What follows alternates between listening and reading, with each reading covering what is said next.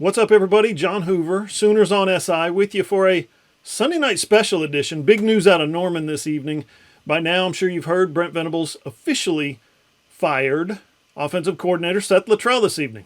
8 games. That's it. That's all Venables needed to see from Littrell. And that includes the team's performance last year in the Alamo Bowl loss to Arizona. So here's the nuts and bolts.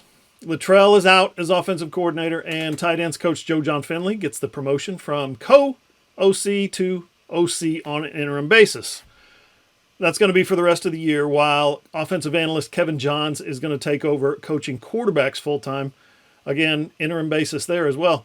OU's 4-3 this season. They're just 1-3 in Southeastern Conference play. And guys, that might be as much at play here as anything. The fact that Oklahoma now plays football in the SEC, and things just work a little differently in this conference. It just means more, as they say, right? So would Littrell be the offensive coordinator still if OU was in the Big 12 still? Yeah, probably, because the OU offense, as bad as it's been, it wouldn't rank in the 120s and 130s nationally if they were still playing in the Big 12. I can guarantee you that. But like I said, the SEC is just different. Head coaches in the SEC fire their offensive coordinators when the offenses stink. Now, here's the deal. We knew this would happen, right? It was inevitable.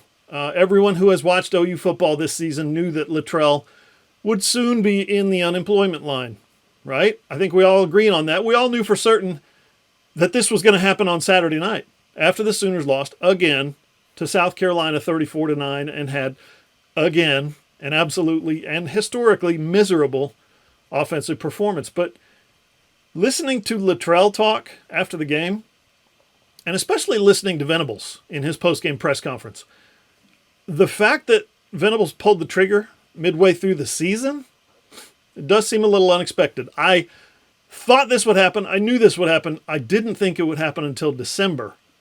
I didn't think it would happen Sunday. So caught me off guard. But frankly, maybe I underestimated the power of OU playing in the SEC, right? And running the risk of falling even further behind in the ever-important recruiting race. Think about that. If you're trying to win in the SEC, you cannot have an offense that plays like this and then try to tell recruits anything positive at all. You have to show them. You have to prove to those recruits that you're serious about winning, and I think that's what this message sends to those recruits. The fact that Brent Venables is serious about winning in the SEC, I think their recruits were getting some information from other schools, negative recruiting if you want to call it that Venables was in over his head, that Seth Littrell was in over his head. Well, Venables made the call, fired his offensive coordinator. Now he can show those recruits we have proof that we're doing this the right way. You also have to prove it, if you're Brent Venables, to the big money donors out there.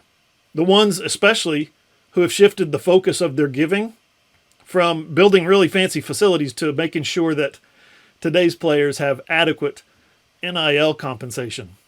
If the offense is this bad, right, and the big money donors are suddenly feeling uncomfortable about how their donations are being allocated, well, then the head coach, he's just got to make a tough call. That's just the way it is. Immediately, it reminded me a little bit of 2018 when Lincoln Riley defended Mike Stoops, and he just kept doing it until they finally lost to Texas, gave up a 48-45 loss to Texas. Yeah, and some of those big money donors told the OU president at the time that they will not be writing any more checks until Mike Stoops was gone. And then Lincoln Riley had no choice. Now, this wasn't the case this time, okay? Just so we're clear. Venables' decision to fire Littrell, it was certainly supported by Joe Castiglione and all the OU bosses, but the decision itself to do this was Venables alone. He made the call. So a big boy decision by Brent Venables as the third-year head coach for sure. Anyway, that decision was an extremely tough one personally for Brent. No matter what you may think of Littrell's lack of offensive production this season, it was really tough on Brent to have to make this call. Think about it. Brent hired Seth as an offensive analyst after Seth got fired as head coach at North Texas. And he did that for 2 reasons. One, Venables thought he could help the program as an analyst, and he did. But Brent also hired Seth because Seth needed a job. That's what friends do. So he reached out to Seth and said, would you like a spot on our staff while you find your next job? That's how it works with this analyst stuff these days. So, listen, Littrell was an absolute force on Bob Stoops' 2000 team. Those Sooners won the national championship that year because of players like Seth Littrell. He was recruited out of Muskogee by John Blake, but he had only known losing in his first 3 years at Norman. That 2000 roster, you got to think about this, was populated by guys like Littrell, Rocky Kalmus, Roy Williams, who were recruited by the previous staff, but ended up winning a national title under Bob Stoops. When Josh Heupel arrived in 99 as Mike Leach's junior college quarterback of choice, right? Heupel and Littrell instantly became best friends. Venables knew that. Venables valued Littrell's contributions for sure that season as a team captain, fullback, and all that stuff. And in his statement on Sunday night, after the news of the firing leaked out and the OU issued a statement, Venables sounded genuinely sad about having to fire Seth Littrell. Here's the quote. Seth is an all-time great Sooner. He has a deep love for this university and football program, and he has poured his heart and soul into both. Despite that, our performance as an offense this season has not at all lived up to the OU standard, and I felt a change was necessary now. So, wow, there it is. Now, to be fair to Littrell, he never stood a chance. He didn't. OU went into this season, I don't know, on the high side, looking at maybe 10 wins, on the very high side. But for that to happen, we all know, a lot of things would have had to go right. And first of all, that means everybody has to stay healthy. That did not happen. Jaden Gibson goes out, wide receiver, first day of training camp, first day or second day, with an ACL, gone for the season. All he did was average 27 yards a catch last year, score 5 touchdowns. Then his running mate, Nick Anderson, hoping for an all-SEC type season, maybe an All-American type season. He hurts his quad in camp, and he's only played like 3 series, all against Tennessee, remember? All he did last year, lead the nation in yards per catch during the regular season, and he caught 10 touchdown passes. This year, he's got 9 snaps. Then Jalil Farouk goes out on the second play of the season with a broken foot. He had surgery. He's coming back, but all he did in his first 3 seasons was catch about 90 passes, 1,300 yards, 7 touchdowns. No big deal. This year, he's played 6 snaps. Then OU gets the news that Andrell Anthony, Michigan transfer, who was really the team's best overall receiver last year before he went down against Texas with an ACL. They got news that he had a setback. He's not going to be playing this year. He's played 8 snaps. He gave it a go, couldn't do it. And then Deion Burks, who transferred from Purdue, absolutely lit it up in the spring game. Y'all remember that. He got hurt against Tennessee, and he hasn't played since. So I got my calculator out, added it all up. That is a total of 276 career catches, okay? 4,227 yards and 37 touchdowns that this Oklahoma offense was counting on having from those guys this year. They got nothing. Nothing. The 7 guys who have replaced those 5, they include 4 true freshmen. One of those is a walk-on. And a total of 7 guys who have just 32 career catches for 581 yards and 4 touchdowns in their combined careers. So, yeah, that's not something Littrell has got a whole lot of control over. Now, it's a different deal on the offensive line. OU has lost all 5 starters from last year's team. And Bill Bedenbaugh, tried to replace them with 5 guys out of the transfer portal. They got a 2-year starter from Michigan State, a 3-year starter at Florida and USC. They got a 2-year starter from North Texas. They got a 3-year starter from SMU. And they got a guy who started at Washington. All they did was play for the national title last year, right? None of those guys have been very good at Oklahoma. Not one. They've all struggled. Every one of them has struggled this year at their positions. And, of course, one of them was lost for the season with an injury. Another one missed 2 or 3 games with an injury. Another one's coming back from injury. Awful. Bill Bedenbaugh has shuffled dudes, right? He shuffled them here and there, right side, left side, guard, tackle, has not mattered. The offensive line was as bad Saturday night against South Carolina as it has been all year. 9 quarterback sacks, 1.8 yards per carry in the running game. Can't have that. That's not Seth Littrell's fault necessarily. He contributed? Sure. That's where they're at. And get this, OU has played 4 different starting centers now after Troy Everett came back just last week from injury. 4. So anyway, there's 2 areas where Littrell does bear a little more responsibility, a lot more responsibility than the team's weak links, which are wide receiver and offensive line. One is at quarterback, right? He should have been a better quarterback coach for Jackson Arnold and Michael Hawkins. But I want you to think about this. Seth Littrell has never coached quarterbacks before. And I've heard it a million times from some of you as well since he was hired. Why didn't Venables hire a quarterbacks coach to coach the quarterbacks? And that's a fair question. And frankly, that's on Venables. It's not Seth Littrell's fault that Venables put him in charge of quarterbacks, even though he's only basically coached tight ends and fullbacks in his whole career. Everyone wonders why Jackson Arnold didn't develop a whole lot in the offseason. That might be one of the answers. I think the other area where Littrell has really, really struggled is obvious, okay? It's game planning and it's play calling.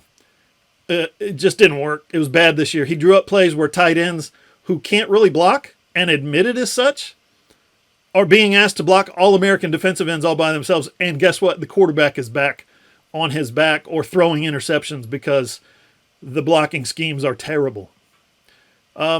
He's asked his quarterbacks to take deep drops, 5-step drops, 7-step drops behind an offensive line that cannot protect, cannot pass block at all. He's run quarterback draws that made no sense. He's leaned too much on the inside zone scheme when Oklahoma can't block it. He's opened games with odd plays like reverses or jet sweeps that immediately lost yardage. His play calling and his game planning has been, objectively speaking here, an absolute disaster. And things have only gotten worse in SEC play, as you would expect, as the teams and the defenses have gotten better. So Venables had to make a choice, obviously. Now, Venables did make a safe choice when he elevated Littrell after Jeff Lebby went to Mississippi State. He promoted Littrell, hoping that Littrell could continue a lot of the schemes and the concepts that worked for Lebby. And he tried to. He did. It seemed like there was a connection there. But at the same time, Venables made a big mistake by not adding to the staff an experienced quarterbacks coach. He did bring in Kevin Johns as an offensive analyst, and analysts, as we know, can now actually coach the players. That was forbidden previously, but this year they can coach the players, so that's good. Johns has coached quarterbacks before. He's coached them at Indiana, Western Michigan, Memphis, Texas Tech, and Duke. And if you look back at those guys, those players, those quarterbacks, his guys have put up some decent numbers. So today it was Johns who was named quarterbacks coach and co-offensive coordinator tonight after the announcement. But as assistant quarterbacks coach, has Johns not already had a hand in coaching Jackson Arnold and Michael Hawkins? Maybe just a little bit. Listen, maybe they'll be better if Johns is their full-time position coach. That's the hope that Brent Venables is pinning on this decision today. Anyway, Venables, obviously, like I said, made the only decision he could. He fired someone he cares deeply about. So you have to ask, is Kevin Johns being the quarterback's coach, is that going to improve quarterback play? Is that going to make Arnold and Hawkins better? Maybe, you would think. Possibly, sure. Is Joe John Finley going to improve the play calling and the game planning? Maybe. Although he's never called plays before, so think about that. You better believe there's going to be a learning curve for him to be calling plays. And now here's the thing. Guess what? Things don't get any easier for Oklahoma and that terrible offense. First up this week, a road trip to number 18 ranked Ole Miss, who has the number 2 scoring defense in the country. Then, after OU plays Maine at home, the Sooners hit the road again to face number 17 ranked Missouri, who's got the nation's 10th ranked scoring defense. Then comes number 15 Alabama to town. We all know Alabama, right? Well, this year they ranked number 42 in points allowed.